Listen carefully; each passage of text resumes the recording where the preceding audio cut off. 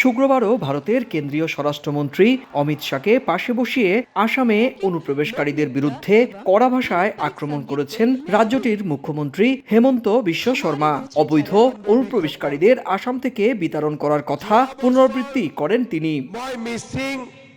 বিতর্কের সূত্রপাত ঘটে গত মঙ্গলবার। সেদিন রাজ্যের তিনসুকিয়ায় এক সরকারি অনুষ্ঠানের ফাঁকে সাংবাদিকদের মুখোমুখি হয়ে মিয়া সম্প্রদায়কে কষ্টে রাখাই তার কাজ বলে মন্তব্য করেন আসামের মুখ্যমন্ত্রী।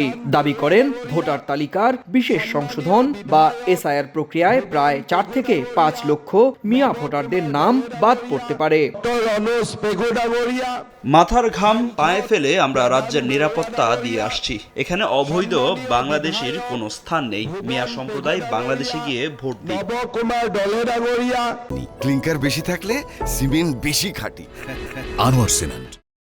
ওই বক্তব্যের জেরে সমালোচনার মুখে পড়েছেন হেমন্ত বিশ্ব শর্মা। তার এমন মন্তব্য ইসলামকে অপমান করার শামিল উল্লেখ করে মুখ্যমন্ত্রীর মন্তব্য প্রত্যাহারের অনুরোধ করেন all India United Democratic front নেতা বদরুদ্দিন আজমল। তবে নিজের অবস্থানে অনড় বিজেপির এই মুখ্যমন্ত্রী। ভারতের সুপ্রিম কোর্টের কিছু পুরনো পর্যবেক্ষণ উদ্ধৃত উল্লেখ করে এটা তার ব্যক্তিগত মন্তব্য নয়, আদালতের আগের উদ্বেগের প্রতিফলন বলে জানান তিনি।